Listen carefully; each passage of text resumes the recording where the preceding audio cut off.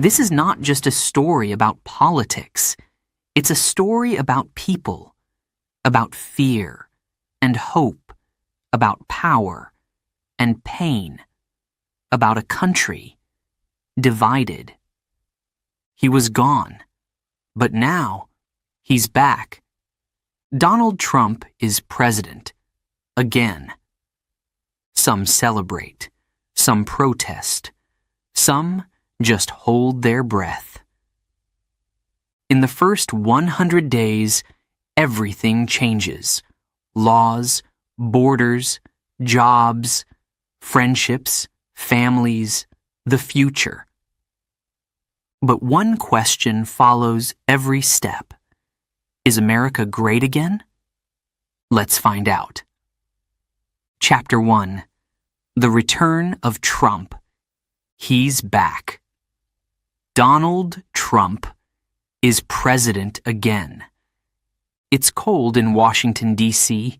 The wind is sharp.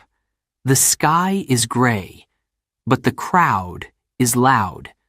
Some people are smiling, waving flags, shouting, USA! USA! Tears in their eyes. Others stand far away, silent, angry. Some hold signs. Not my president. A new chapter begins. A chapter that feels familiar, but also different. Trump walks up to the stage. He lifts his hand. He takes the oath.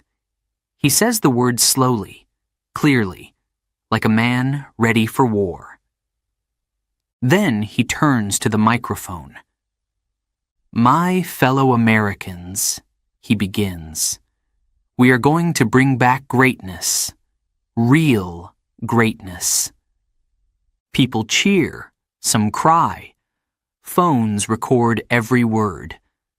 But some eyes look down, worried, tired. Trump's voice grows stronger. The world laughed at us. That ends today. We will protect our borders. We will bring back jobs. We will make America powerful again. He points his finger. His face is hard, serious. He means business. But not everyone claps. Not everyone believes. A woman in the crowd whispers, "This feels like a dream or a nightmare." Her daughter holds her hand, quiet, confused. Some remember 2016. The chaos, the noise, the tweets, the headlines, every day. Now it starts again. Trump leaves the stage, smiling, waving, confident. Inside the White House, his team is waiting. Boxes of papers sit on long tables. Each one is a decision, a promise, a change. He signs the first order before lunch. Stop the green energy rules, he says. We're done with fake science. The pen scratches the paper. One stroke, one signature. A new rule is born, or an old one dies. By the end of the day, he signs 5 more. One staff member looks nervous. He's moving fast, she whispers. Another replies, too fast? Outside, protesters are already marching. They bang drums. They shout slogans. No hate, no fear. Immigrants are welcome here. Police stand between the two sides, tense, still, watching.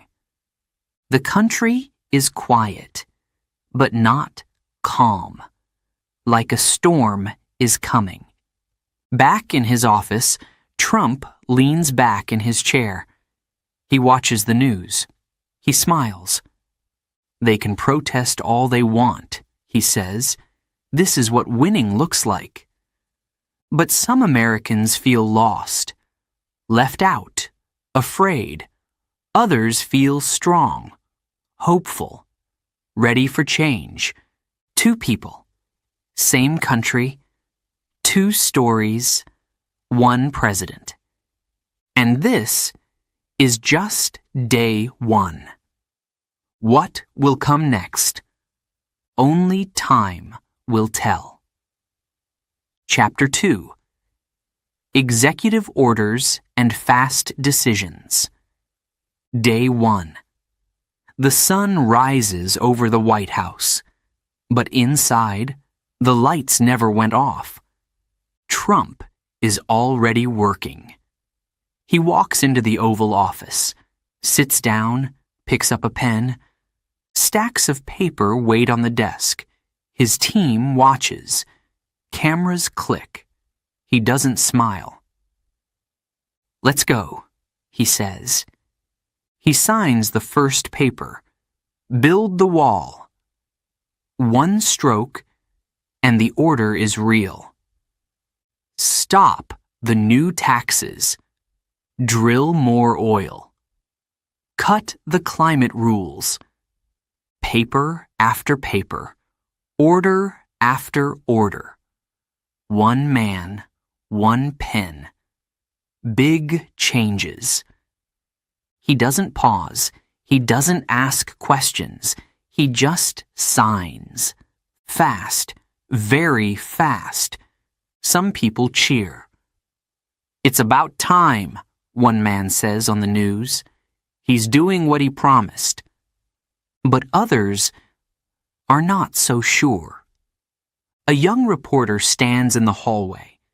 She watches the papers go by. She whispers, "Is anyone checking these orders?" A guard shrugs. "I just work here," he says. Inside the White House, the mood is tense. Staff run from room to room. Phones ring. Emails flood in. "Is this legal?" someone asks. "Will the courts stop him? Can we even keep up?" A senior aide looks tired. He rubs his eyes. "Trump wants speed," he says, "not debate." In the press room, journalists wait. Hands go up. Voices rise. Why so fast? What happens to immigrants now? Does he talk to Congress? The press secretary smiles, but only with his mouth. "We're just getting started," he says, and walks out. Across the country, people are confused.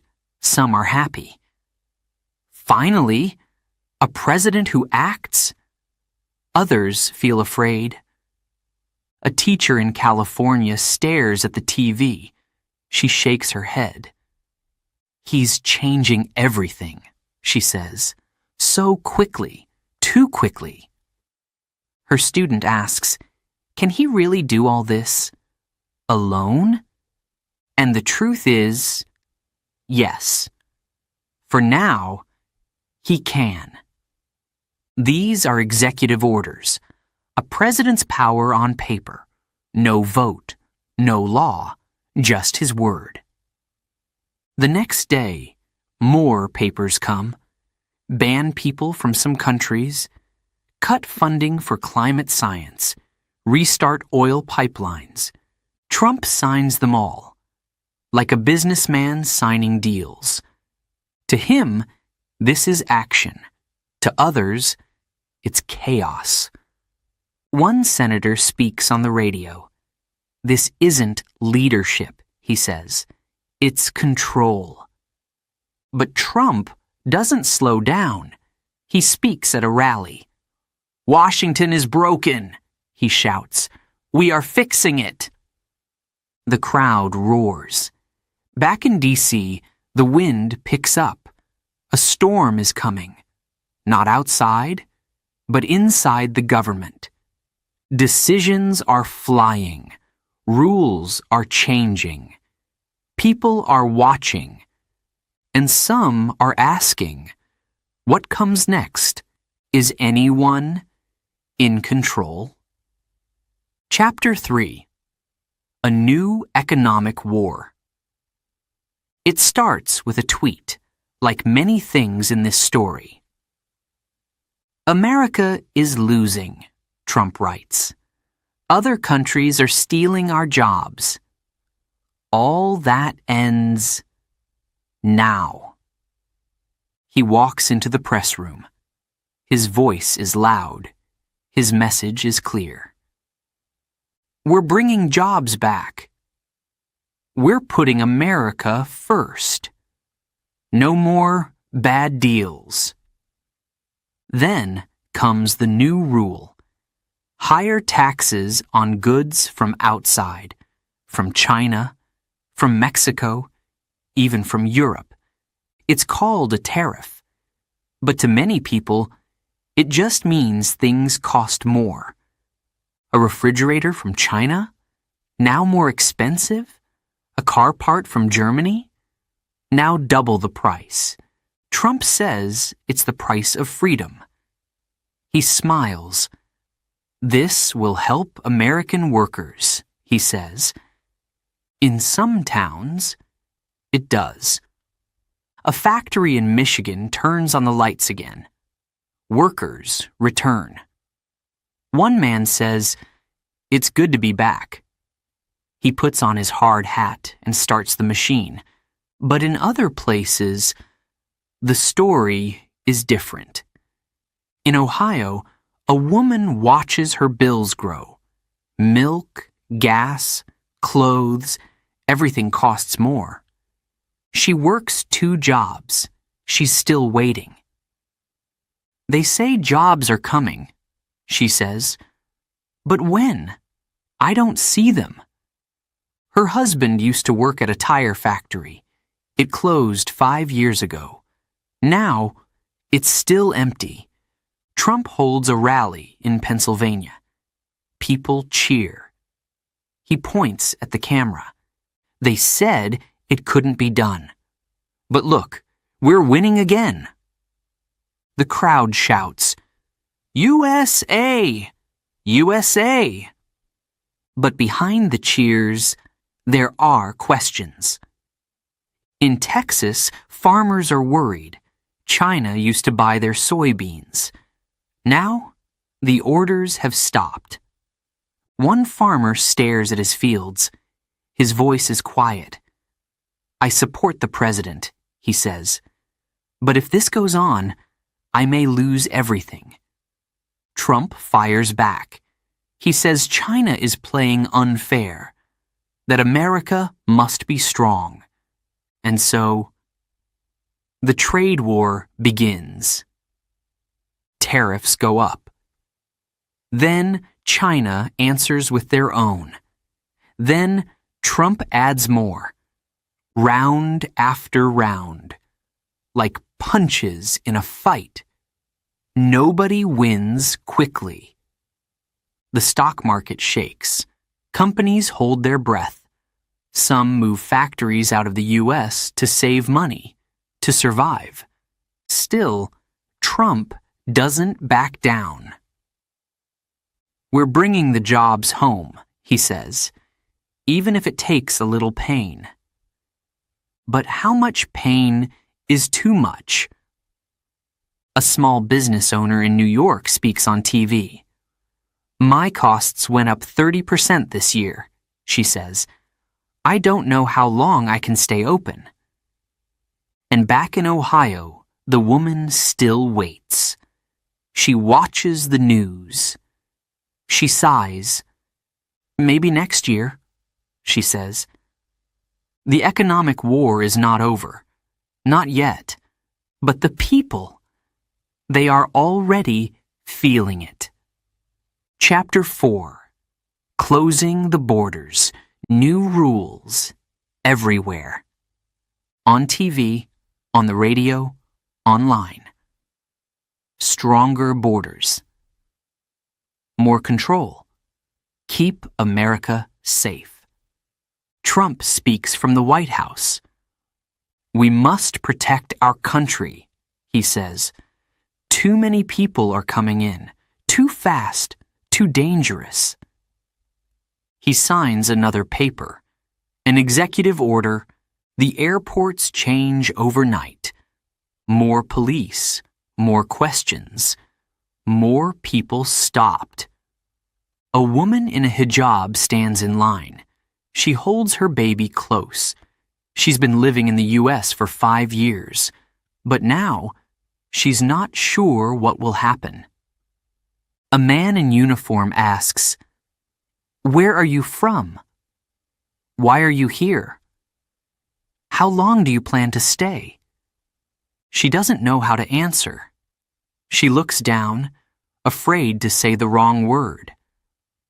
Outside, protesters shout, "No ban! No wall! Let them in!" But the order is clear. 7 countries are on the list. Muslim countries. People with visas are sent back. At one airport, a little girl cries. She sits on the floor holding a stuffed bear. Her mother is gone. "Where is my mom?" she asks. Nobody answers. A volunteer kneels beside her. "It's going to be okay," she says, but her voice is shaking. Some families are split. Some people wait for hours or days. Some are never let in. Back in Washington, Trump speaks again. "This is not about hate," he says. "This is about safety. We don't know who these people are." Supporters clap. They say, "He's just doing his job." They say, "Finally, someone is protecting us." But others feel something different. A soldier, back from war, speaks quietly. "I fought for this country," he says. "My translator saved my life. Now he can't get a visa." His voice breaks. "He risked everything for us. And now we shut the door?" At the border with Mexico, things get harder. More fences, more guards. People try to cross and get caught. Some ask for asylum. They say, "I ran from gangs. I ran from danger. I just want to live." They are taken to centers. Big buildings with metal bars, cold rooms, thin blankets. Some parents are separated from their children. A journalist visits one center. She sees children sleeping on the floor. She hears soft crying in the dark. "It feels like a prison," she says. Trump says it's working. "Illegal crossings are down," he says. "We are finally in control." But at what cost? A pastor in Texas holds up a Bible. He speaks to his church. Jesus said, "Welcome the stranger," he says. He looks at the camera. Are we still listening? The border is tighter. The rules are stronger. The doors are closing. Trump says, "We must stay safe." But is safety more important than kindness? And who gets to decide? Chapter 5. America and the World. Old friends call. They call from Canada, from France, from Japan. They ask the same question. What is happening in America? Trump picks up the phone. Sometimes, other times, he doesn't. The world watches and waits. At a meeting with NATO, he arrives late. He speaks quickly, loudly. "We are not your bank," he says. "Pay your share, or we walk. The room goes quiet. Leaders shift in their seats. Some look down. Some look angry. It used to be handshakes. Now, it's warnings. In Paris, the French president speaks to reporters. We need strong partners, he says, but respect must go both ways. Trump leaves the meeting early. On the plane, he tweets, at 3 a.m., America is not the world's babysitter. 3 million people read it before sunrise. Some cheer, some shake their heads. Old alliances now feel cold. In the UN, American diplomats sit alone. A vote is held. Almost every country says no to Trump's new rule. The U.S. says it doesn't care. We decide for ourselves, Trump says, not for the world. He pulls out of climate deals, trade deals, peace talks, one by one. The doors close. In Tokyo, a businessman looks worried. Our companies need American markets, he says, but now we don't know the rules. In Berlin, a student raises her hand. Does America still care about us? She asks. Back home, Trump speaks to a crowd. We gave too much, he says. We got nothing back. The crowd cheers. America first, they shout. But in the Pentagon, generals talk late into the night. Old maps on the table. New threats on the screen. What happens if we stand alone? One asks. No one answers. In Syria, a village is bombed.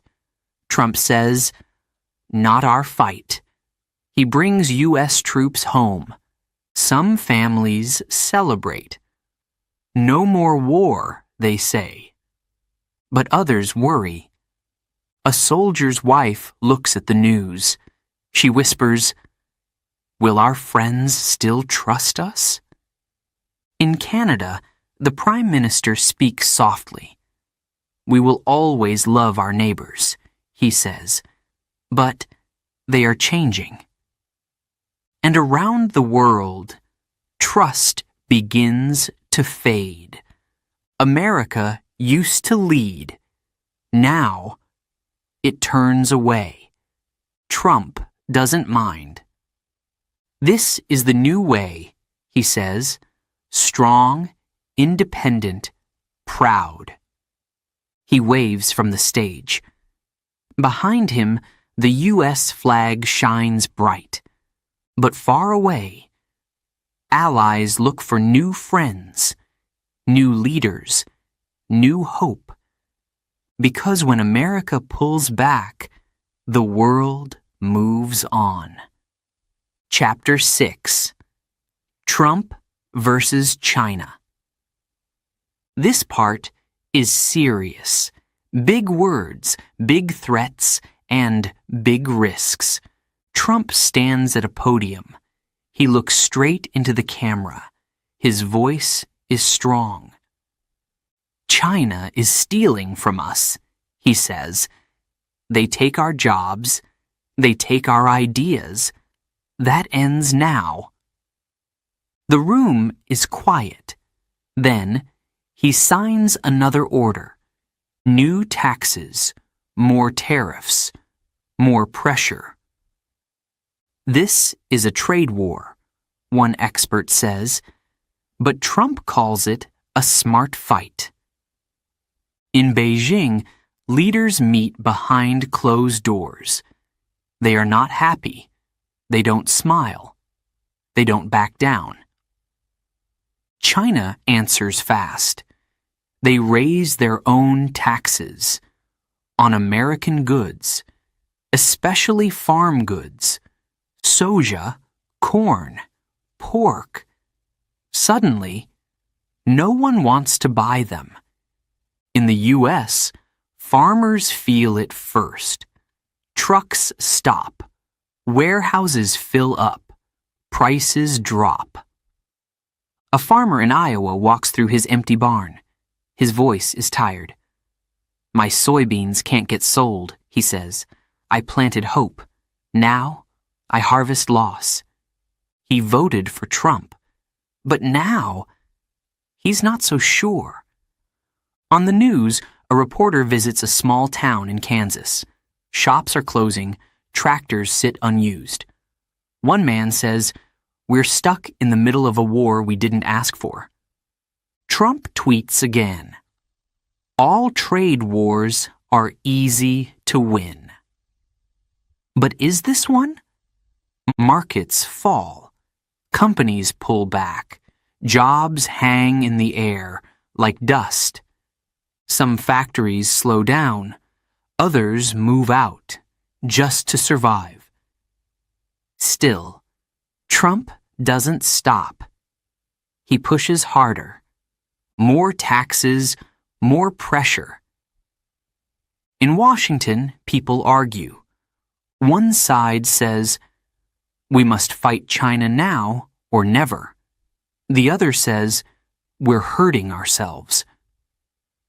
But Trump believes in strength. He calls it America's comeback.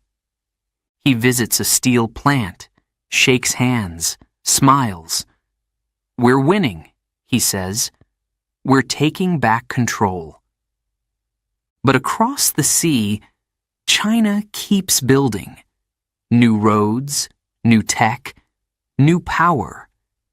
They trade with Europe, with Africa, with the rest of Asia, without America. A teacher in California explains it to her class. "It's not just about money," she says. "It's about who leads the future." One student asks, "Will there be a winner?" She pauses, then says softly, "I don't know." Back on the farm, the man looks at his fields, golden, silent, still. "I don't want a fight," he says. "I just want to sell my crop, feed my family." But the war continues, with no bullets, only money, rules, words. And in this war, everyone feels the cost. Chapter 7. Friends, Enemies, and Confusion. One day, Trump is friendly with Russia. The next day, he is not. He smiles with leaders, then shouts at them online. One moment, warm words. The next, cold silence. It's confusing. Very confusing. At a meeting, Trump shakes hands with Putin. Long handshake, big smile. He says, "We can work together." But 2 days later, he says Russia is a threat. He signs new sanctions. "What changed?" a reporter asks. No one answers. Then comes North Korea. Trump writes a letter to Kim Jong-un. He calls him a friend, says they have great respect. People are shocked. North Korea is not a friend. They test missiles. They threaten war. Still, Trump sends love letters. "Yes, I love him," he says. "We have good chemistry." Then, he sends warships. People stare at their screens. Wait, are we going to war or having dinner? Nobody knows. His team is tired. One aide speaks off the record. "We wake up every day not knowing what he'll say." Another says quietly, "We follow his lead." That's all we can do. But which direction is he going? In Europe, leaders feel nervous. Germany, the UK, France. They ask, are we still allies? Trump says NATO is weak. He says other countries are not paying enough. He threatens to leave. At the same time, he praises dictators, shakes hands with strongmen, smiles for photos. He says it's good business. He says it's smart. But people ask, what happened to values? To trust? To truth? In the Middle East, things grow more dangerous. Trump supports one country, then another. He sells weapons, then talks about peace. Old partners feel unsure. Enemies feel bold. A journalist speaks on live TV. America used to be a compass, she says, a light for others. But now, the needle spins. Back home, voters ask simple questions. Who are our friends now? Who can we trust? Where are we going? Trump holds another rally. He speaks to the crowd. Don't worry, he says. I know what I'm doing. I make deals, big deals, smart deals. The crowd cheers. But behind the stage, his team checks Twitter, just to see what comes next. A general walks out of the room. He sighs. We don't have a plan, he says. We have a president. And that is not always the same thing. The world watches. The world waits. Some hope for peace. Some prepare for conflict. And many feel confused. Because in this White House, friendship can end with a tweet, and enemies can become great guys. Overnight. Chapter 8. What Americans Think. America is loud. Not just the cities, not just the news, the people. Everyone has something to say. Some say, he is strong, he says what he thinks. Others say, he's dangerous, he says too much. In cafes, people argue over coffee. He's saving the country. No, he's ruining it. One woman says, he brought my job back. Another says, he took my health care away. At family dinners, things get tense. A father raises his voice. A daughter walks out. A grandma shakes her head. Can we just eat? She whispers. But it's not just politics anymore. It's personal. In small towns, people hang flags outside their homes, red hats, big signs. Trump 2024. They believe in him. They trust him. He speaks for us, one man says. He's not a politician. He's real. He looks proud. His voice is firm. In big cities, people march in the streets. They hold signs. They chant, "Not my president!" A student shouts into a megaphone. He lies. He divides. We won't be silent. The country is talking, but not always listening. On the news, two guests yell at each other. On social media, it's even worse. People block their friends, unfollow their neighbors, mute their own family. One man says, I lost a friend over this. He looks down. She said I was brainwashed. I just wanted to talk. A teacher in Texas gives her class a rule. No politics during lunch. She says, it always ends in tears. And still, the opinions keep coming. Loud, fast, endless. Some Americans love the chaos. They feel alive. They feel heard. Others feel tired, exhausted, lost in the noise. One woman sits in her car. The radio plays a Trump speech. She turns it off. I just want peace, she says, just one quiet day. A teenager writes on his wall, I'm growing up in a country where people hate each other. He draws a line down the middle, left, right, red, blue, truth, lies, hope, fear, and somewhere in between. Most Americans sit quietly, watching, waiting. They're not on TV. They're not on Twitter. But they feel it. Every day, at work, at school, at home. A nurse says, people look at me different when I say who I voted for. She sighs. I help everyone.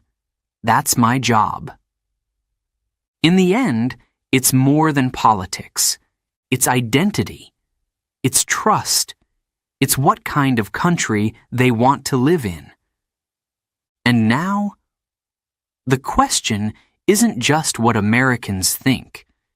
It's whether they can still understand each other, or if it's already too late.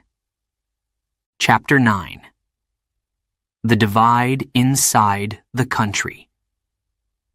America feels split, like two countries in one. Same flag, same land, but different lives, cities and small towns, left and right, black, white, rich, poor.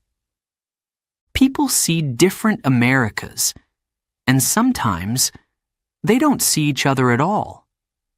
In big cities, the streets are busy. People talk fast, move fast, they wear masks, carry signs, they protest for justice. They speak about climate change, equality, human rights. In small towns, things are quieter. Flags wave on front porches. Church bells ring on Sunday. Families pray. They talk about freedom, hard work, tradition. One teacher in New York says, my students are scared. They worry about racism, about guns, about the planet. Another teacher in Oklahoma says, my students finally feel proud. They believe the president is listening to them.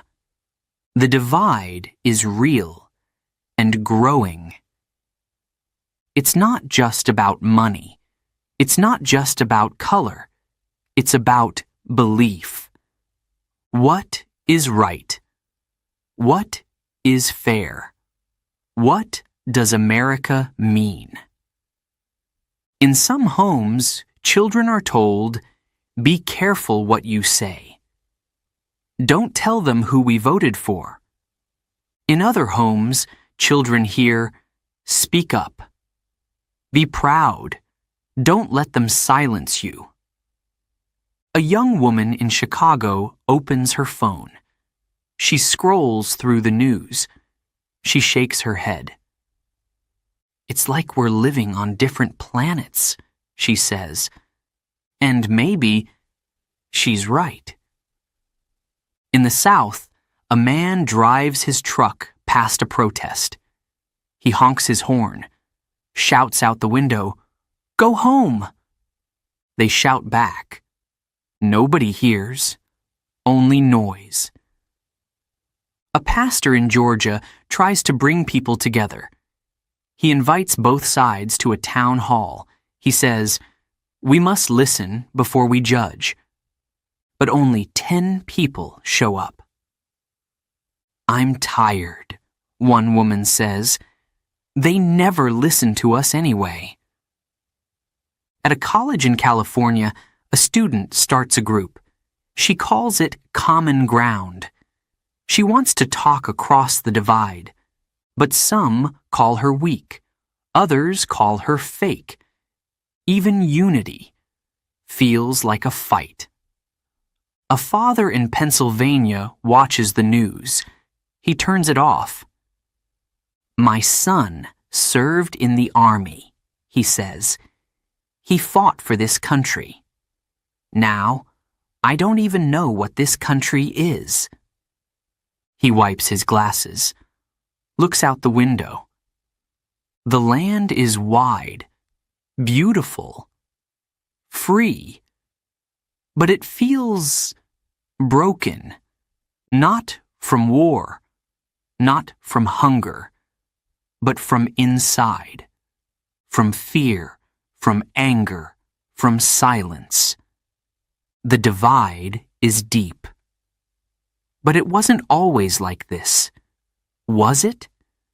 And the question now is hard. Maybe the hardest of all. Can a country stay strong if its people no longer stand together? Chapter 10. Is America great again? Day 100. 100 days since Trump returned to power. The sky is clear. The stage is big. American flags wave in the wind. Trump steps up to the microphone. He doesn't wait. "We've done more in 100 days than ever before," he says. His voice is loud. His words are sharp. The crowd cheers. Red hats, big signs. Trump 2024. America first. He lifts his hands. He smiles. "We are winning again. Factories are coming back. Our borders are strong. The world is learning to respect us." Some cheer louder. They believe him. They feel it in their hearts. But behind the crowd, others stand still. They hold signs. They wear masks. They don't cheer. One woman holds her child close. She whispers, "Is this great?" Her sign says, "Families belong together." Across the street, a man shouts into a camera. "He's the only one fighting for us. He's the reason I have a job again." Another man walks past him.